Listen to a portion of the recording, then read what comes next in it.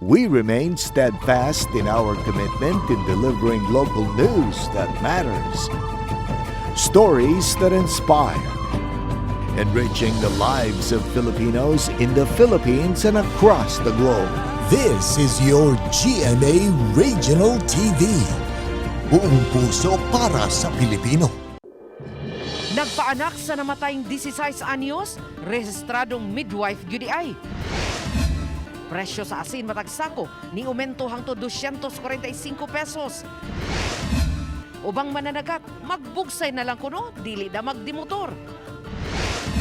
Nagmotorsiklo, patay, human nalatayan sa fuel tanker. Maguwang nangita sa manghod nga upat kadikada ng waig kita.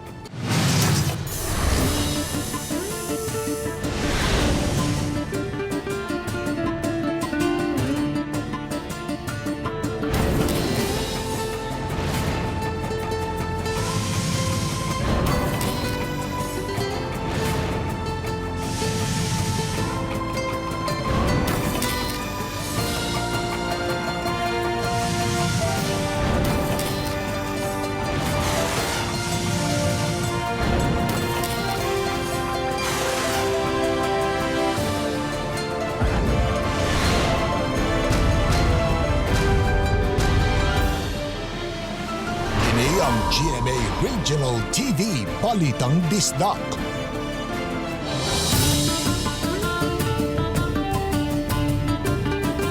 Maayong hapon, kini ang inyong GMA Regional TV Balitang Bisdak. Ang bugtong kasaligan, kasandigan o kadangpan sa mga Bisaya. Ako si Alan Domingo. Nga maghatod sa labing dako og mga nagunang balita nga mahinungdanon sa Central ug Eastern Visayas. Ako si Luan Merondina. Live din sa GMA Complex sa Dakbayan sa Sugbo. Ako si Cecil Kibod Castro.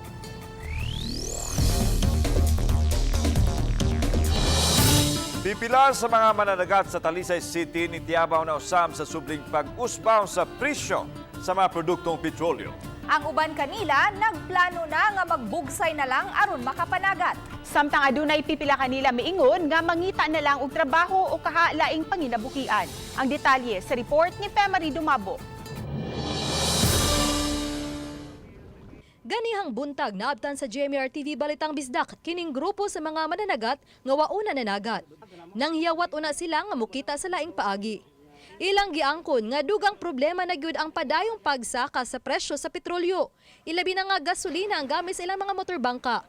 Matud pa, kun managat o adunay kuha, ngadto gyud sa presyo sa mga isda nila ipatong ang dugang gasto sa gasolina. Depende sa kuha ma'am kanang naikuha anha na itapak ng presyo sa presyo ba nga pilay kilo. O depende ba pilang kilo sa isda ba. So posibleng mo mahal gyud pud. Mahal o. Mahal yun siya, kay mahal kay gasolina, samot ang isda.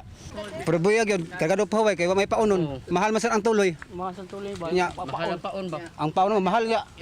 Ang unahon na mo ang paon, gasolina, ang bugas, unya na lang. Unya lang may mga on. Magtalamig unos, ma'am. Lisod kayo, mabugsay. May nang pambot kayo, sibat mo yung unos ba?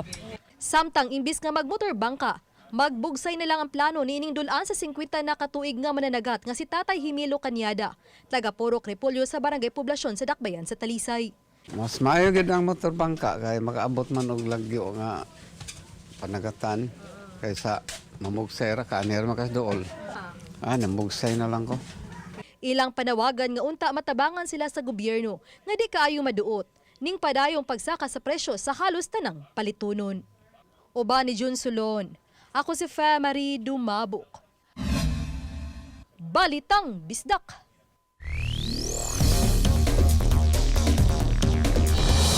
Presyo sa bangos, magsaka kanaog matod sa mga fish vendor. Samtang presyo sa kaning baboy. May tindahan nga mius-us ang matag kilo samtang ang uban nagpabilin ang presyo. Apan ang asin, misaka usab ang presyo matag sako. Si Nico Sereno sa report. Sukad sa pandemya, misaka na nga to sa 160 ang kilo sa gagmay nga mga bangus sa Mandaue City Public Market nga daan gikan sa 140 pesos matag kilo. Apan matod ni Leonard Amorin, fish vendor, 2020 pa misaka ngadto sa 160 pesos ang kilo sa bangus nga daing. Midugang siya nga duha ka buwan na ang milabay, tag 140 pesos ang matag kilo. Mga naging buwan man siguro to sir, barato to naging buwan. Ilan po naging buwan? 150, 140. Di matalimaw lagi sir, mausod musaka na sad. Sa laing tindahan, 190 pesos ang matag kilo sa bangus nga dagko, apan 150 ngadto sa 160 pesos ang matag kilo niini kaniadto. Samtang nagpabilin og wala ra mairog ang presyo sa isda nga tilapia. Sa karning baboy mius-o sa 290 ngadto sa 295 pesos ang matag kilo. Sa una kuan man 300. Ana nay mohatag rog 290. Oh, cheese. Oh, kana sir. May naman kuno. Kay dasag ng baboy sir. Apan sa uban nga tindahan nagpabilin 300 pesos ang matag kilo sa karning baboy. Nagpabilin na sab ang presyo sa refined sugar nga tag sa kagatus ka pesos ang kilo. Samtang 72 pesos ang matag kilo sa brown sugar. Apan ang usa sa labing importante nga pangtimpla sa sudan, ang asin, misaka na sa duha ka higayon ang presyo niini. Mato ni Nita Edanyo, sugod misaka ang presyo sa asin ni adtong Disyembre. Ang kaniadto tag 200 pesos nga usa ka sakong asin nga may sulod nga 35 kilos nga mi presyo na og 220 pesos matag sako. Apan mi presyo na kini karon og 245 pesos matag sako, duha na ka buwan ang milabay. 220 dayon before sa 220 kuan pa to 200 na dayon 220 dayon 245. Uban ni Godfrey Relien, Nico Sereno, Balitang Bisdak.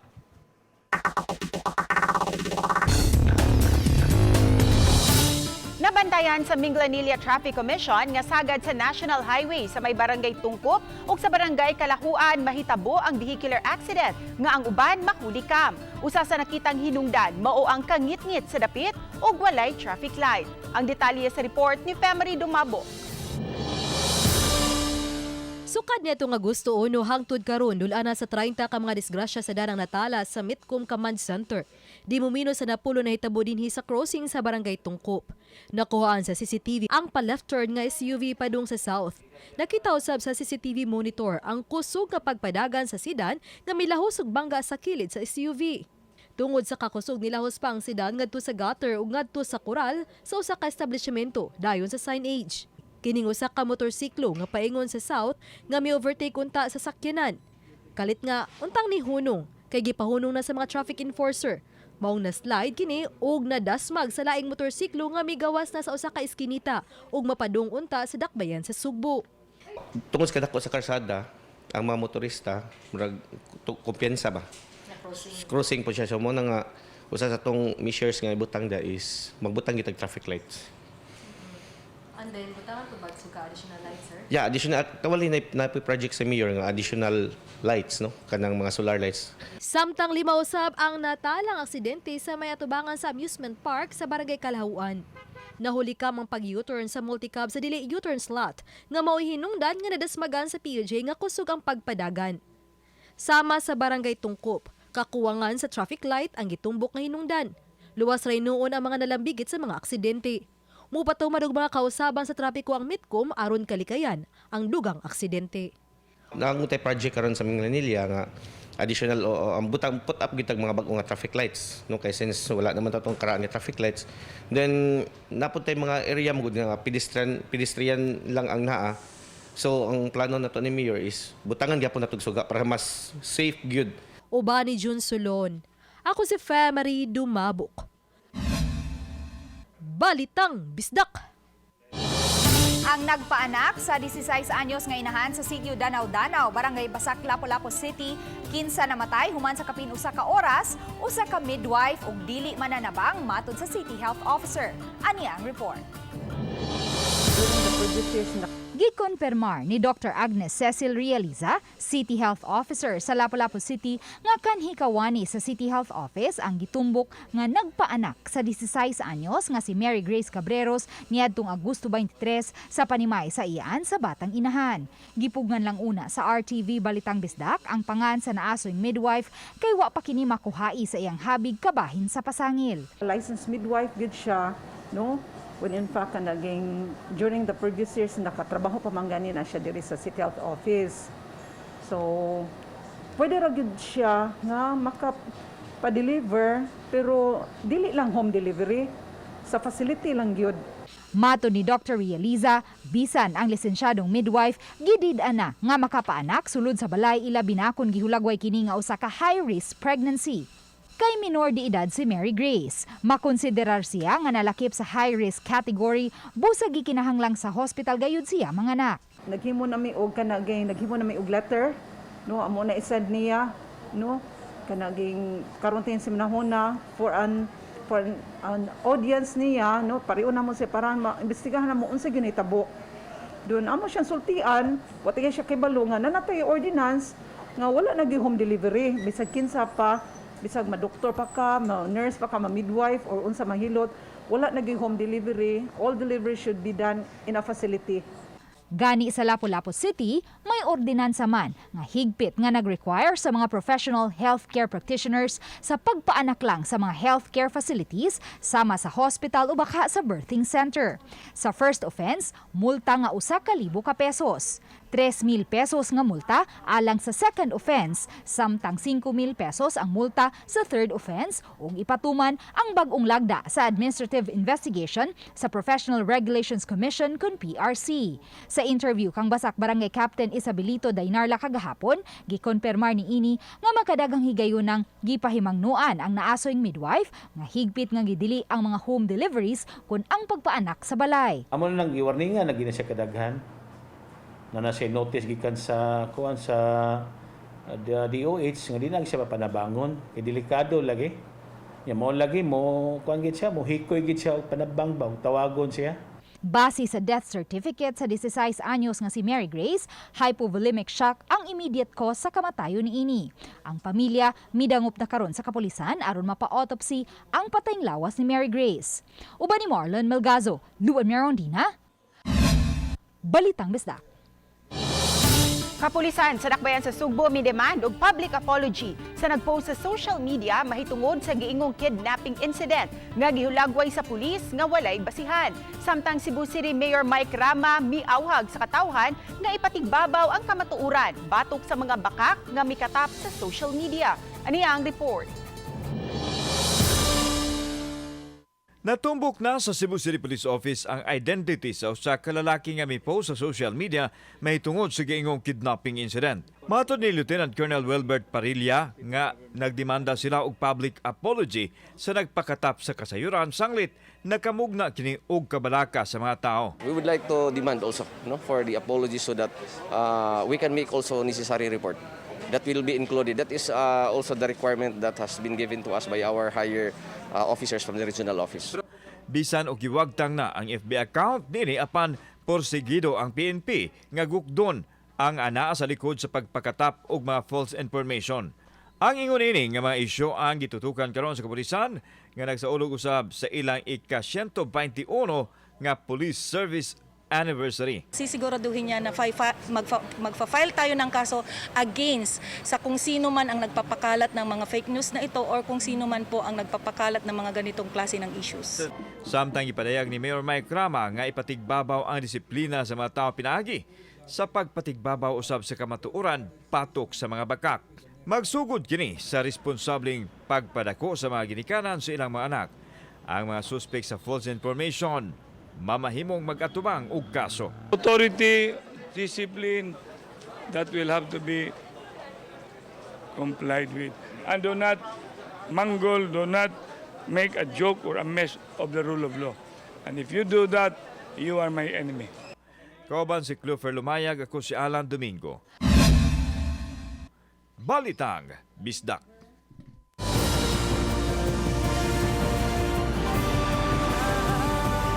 Kini ang GMA Regional TV Balitang Bisdak.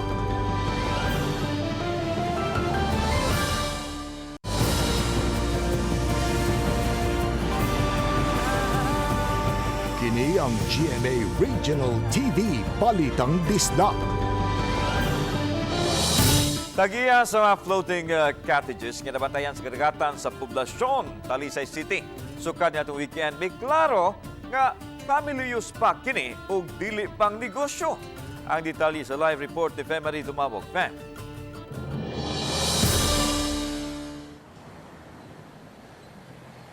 Yes, la nasuta nga iya sa Aznar Beach Resort ang mga floating cottages ug nasuta nga dili lang kini tulo kun dili upat. Giklaro sa tag-iya nga dili pa kini open to public apan aduna hinuoy plano nga negosyoon kini. Hangtod ganihang buntag makita paghihapon ang mga floating cottages ug adunay nag-okupar sa usa sa mga cottages nga mga nangaligo sa dagat. Ang maong mga floating cottages gipanag-iya ni George Aznar nga tag-iya usabog beach resort. Apan niyang giklaro nga nagpahimo siya niini alang sa personal nga paggamit ug libre niyang gipagamit sa iyang mga kaila nga nangaligo. Hinon iyang giangkon nga ang usa niini gikan sa mga floating cottages sa lungsod sa Cordova nga iyang gipalit human sila gidid-an na sa pagpa-operate. Dili pa ni public kay wa pa man ni kuan, wa pa man ni lisensya. So we have to get license pa, permit ana kay dili matamba kuan. We have to kuan abide with the law kay nobody is above the law. Apan bisan kun personal use, ilang gisiguro nga way hugaw sa tawo nga maadto sa kadagatan. Oh, nya ato ipakita gyud nila sa na ipa-inspeksyon gyud nato nila na naa gyud na siya kaugalingon na septic tank niya na limpyo gyud na siya.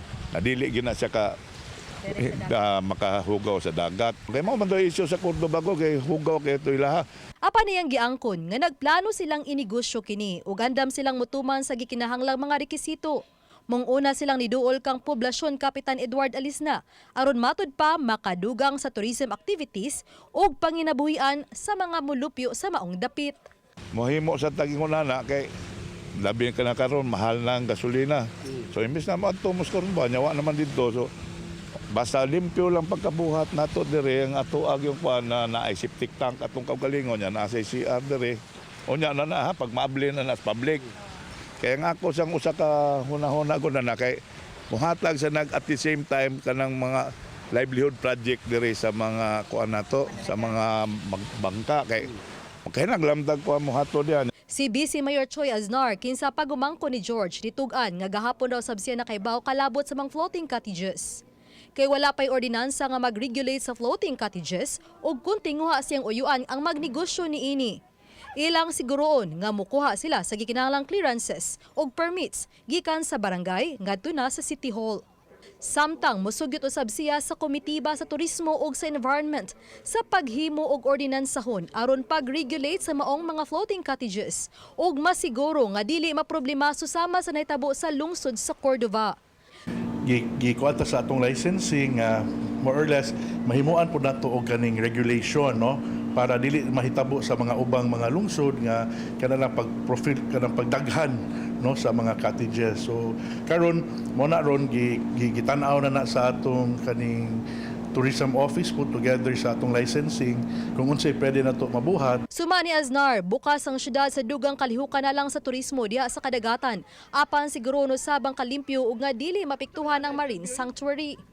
Properly lang pud ang pag-ingon nato ang pag-manage labi na sa kaning mga waste. Karon wala pa man tay ordinansa ni ana. So kung unsay mga naandan nga pagkuha og kanang mga license no for you to operate, then mo lang tinay siya sundon. Samtang ang Talisay City Business Permit and Licensing Office nitugan nga alang sa mubukas og negosyo, ilang ipasunod ang mga rekisito sama na lang sa pagkuha sa mga regulatory clearances gikan sa City Health alang sa sanitation, BFP ug uban pa. Ang barangay clearance sa barangay di inallocate ang business, ang proof of ownership sa location sa business, pananglitan sa yuta.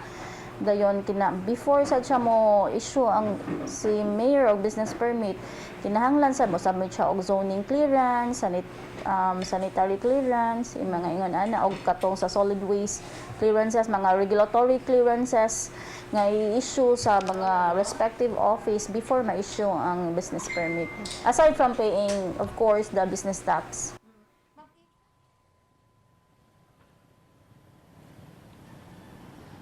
Lan kinasuta nga wala pa ginegosyo ang maong mga floating cottages diha sa kadagatan sa barangay poblasyon, hinungdan nga wala ra pay legal kon legal liability nga tubangon ang tag-iya niini. Lan?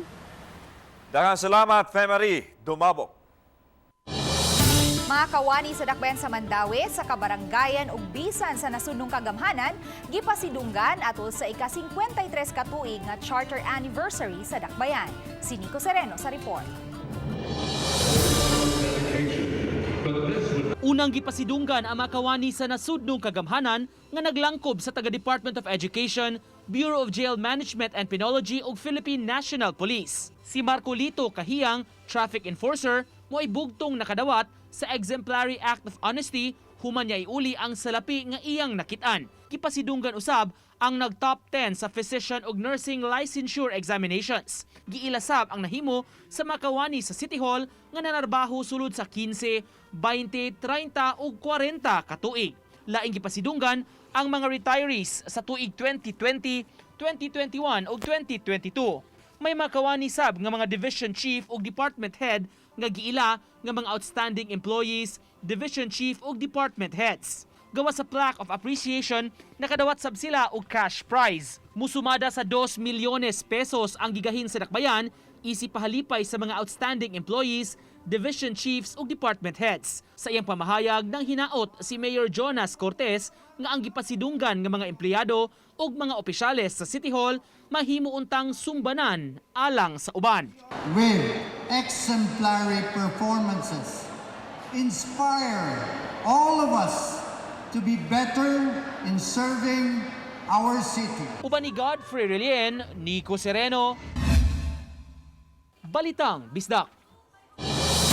Mas enggrande nga Sinulog Festival masaksihan sa tuig 2023 sa bagong venue sa dakbayan sa Sugbo. Diin ang mga dagkong opisyal sa kagamhanan ang dapiton sa pagsaksi sa kinadak-ang festival sa nasud. Ani ang report. Baguhay lang nasaksihan ang kalampusan sa Pasigarbo sa Sugbo Festival of Festival sa Lalawigan.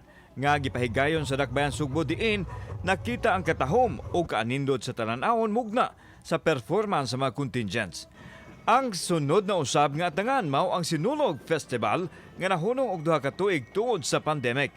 Apan masaligon sa Cebu City Mayor Mike Rama nga mahinayon na gyud kini sa sunod tuig nga mas ingrande ug daghan pang mga tao ang makasaksi. Unang higayon nga himuon kini sa South Road Properties kun SRP nga karon pa lang gihimo na ang pagpangandam sa Sinulog Festival 2023. Pasigarbo FC, they're very competitive. They will join. And we have the whole SRP, DPWH. Kanong duman nga gitinguha unta sa mayor nga mapahigayon ang sinulog sa nakalabayng tuig ug karong tuiga pinaagi sa virtual platform apan wa mahinayon tungod sa restriction mugna sa COVID-19 pandemic. As the President BBM, and we are inviting all of them, all national government, from including the secretaries. Pila budget nato, Mayor? Now we don't talk about budget yet. We prepare first. Samtang gihangop sa Cebu City Police Office ang pagpahigayon sa Sinulog 2023 sa SRP. Matod pa maghatag kini og dakong kasayon sa matinugyanan sa balaod sa pagpatuman sa ilang responsibilidad aron pagsiguro sa peace and order. It would be easier for us, no? Because SRP is easier to handle and to secure considering makontrol nato ang iyahang entry and exit sa SRP. Kauban si Clover Lumayag, ako si Alan Domingo. Balitang Bisdak.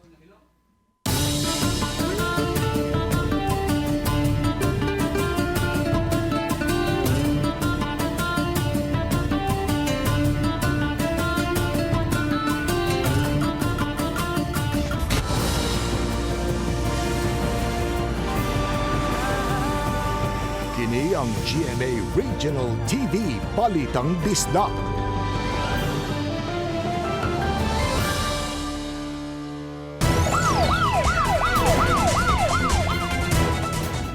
Ani ay motorista ang kalit lang na tumba samtang nagmaniho padung sa bagatang bahin sa probinsya Sugbo ug namatay human nalatayan sa tapat dini nga fuel tanker. Anang report ni Femery Dumabong. Patay kining 55 anyos nga gilang si Domingo Aquino Jr. taga Inuburan City of Naga. Nalatayan siya sa katapusang mga ligid sa usa ka fuel tanker diha sa National Highway sa may barangay Linaw Lipata sa lungsod sa Minglanilla. Pasado alas 10 ganihang buntag. Ang panghitabo nakuhaan sa CCTV camera sa Metcom Command Center. Unang makita kining fuel tanker nga padung sa south ug sa tapad diini ang duha ka motorsiklo. Apan ang blue nga multicab nga gikan naghunong sa daplin kalit nga niliwag pasud. Makita nga ikaduhang motorsiklo, susama og niliwag usab. Apan kalit lang hino na tumba padung ngadto sa tanker nga nagdagan. Mayong pagkapasok sa motorista og motor niini ngadto sa ligid sa tanker nga moy hinungdan sinanaling kamatayon sa biktima. Ang nagmaniho sa tanker nga si Luis Villarazo Jr., 38 anyos, ana-ana sa kwerpo sa kapulisan samtang gi-impound usab ang tanker. Uba ni June Solon. Ako si Femary Dumabok. Balitang Bisdak. Mga bangus fingerlings nga hinatag sa taga BFAR 7 ngadto sa mga sakop sa Mactan Fisherfolk Association niadtong milabayng Hunyo 22 na nagkuna. Niadtong Sabado nag-ili sa final net ang mga mananagat sa dapit ug kini na ang gamiton hangtod nga ma-harvest ang mga bangus karong Oktubre 22. Gawa sa 5,500 bangus fingerlings nga gihatag sa taga BFAR 7 isip puhunan sa Mactan Fisherfolk Association, gihatagan usab sila og fish cage ug fish feeds. Ang mahalin unya sa ilang ma-harvest nga bangus, gamito na usab nila pagpalit og mga bangus fingerlings ug ang nahabilin ilang bahin-bahinon. Ang atong tuyo naman mga aton i-discourage ng mga dole-out ba. Kay mo ra bitaw naghatag ta og kuan bitaw sa mga tawo katapod katapol bitaw. No, ato ron is sustainability sa ilang livelihood. Usa ka maguwang lalaki gikan sa lalawigan sa Sarangani ang nangita sa iyang manghod nga babay dinhi sa dakbayan sa Subo kinsa nahimulag kanila sulod na sa 40 ka tuig. Si Alberto Mirabiles usa ka opisyal sa barangay sa ilang dapit ug mitambong sa panagtigom dinhi sa Cebu City. Gawa sa katuyuan sa convention nga iyang gitambungan, ang iyang tinguha nga makita ang iyang manghod nga si Elena Mirabiles. 1982 pa sila nagkabulag ug hangtod karon wa nila makita ang maong igsuon. Nanawagan ko sa akong manghod nga si Helena Mirabiles nga kung naa siya dire unta para makikita nako para mahimamat lang ko since 1982 pa mi wa makita kung gihandom ta kung naa siya unta.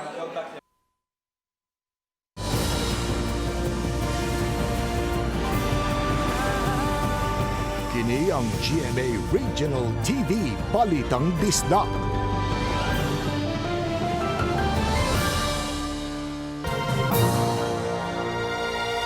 Kini ang atong latest weather update, August 30, 2022. Padayon natong gimonitor ang bagyo sa gawas ng atong Philippine Area of Responsibility na ikategory na typhoon o international name na Hinamnor.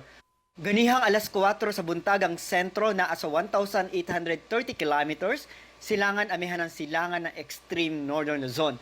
Na ay maximum sustained winds na 165 kilometers per hour dool sa sentro ug ang gustiness moabot sa 205 kilometers per hour. Kini nag-erog sa direksyon sa kasadpan sa gipaspaso na 35 kilometers per hour. Ang easterlies or init na hangin gikan sa dagat Pasipiko ang nakaapekto sa eastern sections ng Visayas kasama ng lalawigan sa Mindanao. Ang weather conditions sa tibuok Visayas, Palawan kasamang Kalayaan Islands ug ang Occidental Mindoro makasinati na panagsama panganuron nito na sa medyo madag-umo na kalangitan ug naay mga patak-patak na mga pag-uwan ug kini mga localized na mga pagpanugdog ug kilat. Padayon ta mag-monitor sa tamag-i-issue ng mga thunderstorm advisories. Para sa atong mga dugang detalye, bisitaha atong mga official social media accounts. Kini si Jomar Eclarino gikan diri sa DOST Pag-asa Mactan. Maayong adlaw ug keep safe everyone. Gibutyang ni Cebu City Mayor Mike Crama nga patukuran og medium rise building nga masakop sa Cebu City Police Office paghatag kini og pili sa kapulisan nga nagserbisyo ngadto sa katawhan sa dakbayan. Labaw sa tanan ang pagpaniguro nga mamintinan ang kahapsay ug kalinaw sa Cebu City. Usa sa gitinguha sa mayor nga mapalambo ang katakos kapulisan nga gitawag niya nga Cebu's finest. Subay usab kini sa iyang panglantaw nga Singapore-like city ang syudad sa Sugbo. Wa pa hinuon matataw sa mayor kung kanusa kini masugdan sa pagtukod apan panghinaot niya nga matigayon kini sa labing daling panahon. Samtang ikaligpay sa kadagkuhan sa Cebu City Police Office ang plano sa mayor. Matod ni Lieutenant Colonel Wilbert Parilla nga adunay mga pulis nga nanginahanglan og kapuy-an ilabi na kadtong nagikan sa lagyong dapit ug kadtong bago pa lang silang katungtanan. Kanhi overseas Filipino worker gidakop sa mga otoridad sa gipahigayong bypass operation sa Dolores, Eastern Samar. Ani ang report. Nasikop sa hiniutsang puwersa sa PDEA 8 o kapulisan sa Dolores Municipal Police Station ang kanhi OFW. Gila ni Major Alwin Baliete, hepe sa Dolores Police, ang suspect nga si Fernando Pomida Sendon, 50 anyos, buwag sa asawa ug tag-iya sa usa ka video kihan sa Barangay 1 Dolores. Sa operasyon sa kapulisan napalitan si Sendon og usa ka medium size nga plastic nga dunay sud nga pinaugang mga dahon sa marijuana. Sa dugang pakisusi sa mga otoridad, nakuha gikan sa iyang sling bag ang mga sachet sa shabu ug duna pay mga pinaugang dahon sa marijuana, 200 pesos nga buy bust money ug 12 ka bills sa budol money nga nagbalor og 8,000 pesos. Gikompiskar sab ang cash nga mobalor sa 3,800 pesos ug ang sling bag nga gisudlan sa mga kontrabando. Hugot nga gipanghimakak sa suspect ang salaod. Matod sa mga otoridad, dugay na nilang gipanid-an ang dapit ug suma sa ilang mga asset, gihimo lang nga front ang videokihan sa iligal nga kalihukan sa suspect. Kasamtangang gitanggong si Sendon sa Dolores Police Station lock-up cell ug pasakaan og kaso gumikan sa paglapas sa Section 5 o Section 11 sa Republic Act 9165 o Comprehensive Dangerous Drugs Act of 2002. Uban ni Clans Gabutin, Chalo Valiana, Balitang Bisdak. Sa istorya ni Lolong karong gabi, magkalalis na sab ang magtiayong banson gumikan kang Martin. Samtang samukon sa mga pulis ang paglubong kang narsing nga ikasuko og hilabihan nila ni Lolong ug ni Isabel. Unya makuratan sila si Lolong nga giuban ni Karina si Martin sa ilang grupo. Sundan kini sa subling pag-atubangay ug hinagitay nila ni Lolong ug Martin. Mga kapuso, ayaw gyud si Piata sa pagsunod ang nagkainit nga mga revelasyon sa istorya ni Lolong matagabi ka na pagkahuman sa 24 oras din hilang sa GMA. Usa lang ka security guard kani adto, apan karon usa na ka Schools Division Superintendent. Kini ang makadasig nga istorya sa kalampusan ni Dr. Dexter Aguilar kinsa usa ka sikyo kani adto nga nadestino sa opisina sa karaang DepEd Schools Division. Karon siya ang kasamtangang Schools Division Superintendent sa DepEd Canlaon City Division. Gihagit man sa mga problema, apan siya nagpabiling lig-on aron ug alang sa iyang mag-inahan. Giangko ni Dr. Aguilar nga naundang siya sa pagtungha kaniadto kay kinahanglan niyang tutukan isip usa ka amahan ang iyang asawa ug anak. Nalangan man ang pagkabot sa iyang pangandoy apan wa siya mawagtangi og paglaom nga mamahimong magtutudlo. I served as security guard for 5 years. Wow. I was promoted full-fledged assistant superintendent in 2014. I was transferred again to Baay City in 2019, November. But then, just recently, I was again transferred to Canlaon to help establish the division. Ika-121st nga Police in Service Anniversary gisaulog sa Police Regional Office 7. Nahimo nilang guest of honor sa Cebu City Mayor Mike Grama. Kinsa mihulagway sa kapulisan nga katambayayong sa pagpadagan sa lokal kagamhanan, labi na ang pagpatunhay sa kalinaw sa madapit sa syudad. Samtang hatagan og pasidungog ang mga police offices ug stations nga nilampos ilang kampanya patok sa kriminalidad. Lakip na ang illegal drugs ug ang illegal gambling.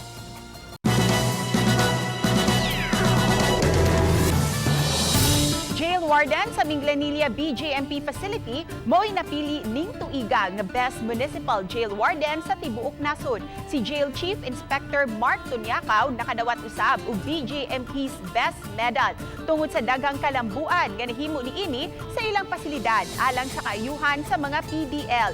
Ang pasilidad sa BJMP sa lungsod sa Minglanilla ang napili usab nga top 3 performing municipal jail. Pipila sa mga sakop sa maong pasilidad uban sa warden ang miduaw sa buhatan ni Minglanilla Mayor Attorney Rajiv Enad kinsa nalipay sa ilang paghatag ug dungog sa lungsod.